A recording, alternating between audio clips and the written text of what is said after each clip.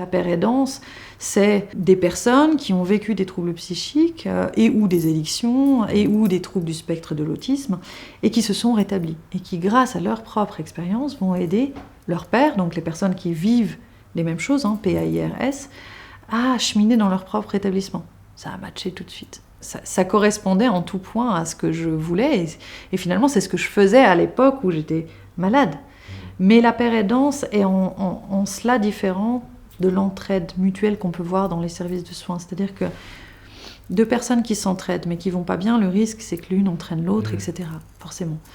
Là, la père aidance, c'est vraiment une personne qui va mieux, qui s'est rétablie et qui va accompagner une personne qui, elle, va moins bien ou pas bien à se rétablir. Donc, ni une ni deux, quand je suis sortie de l'entretien, j'ai cherché les formations qui existaient, mais vraiment, comme ça.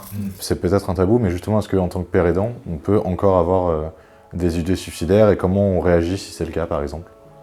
Oui, on peut. Il faut distinguer la guérison du rétablissement. Le rétablissement, c'est vivre avec la maladie. Parce qu'une partie des troubles psychiques, certains sont des troubles chroniques, donc on ne guérit pas. Donc c'est comment on fait avec ces fragilités psychiques pour avoir une vie, disons, entre guillemets, le plus normale possible, que ça ait le moins d'impact. Donc c'est plutôt qu'on est armé pour faire face à nos propres fragilités.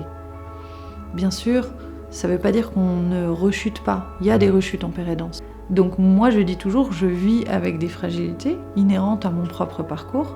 Je suis en rétablissement, mais par contre je suis armée pour faire face.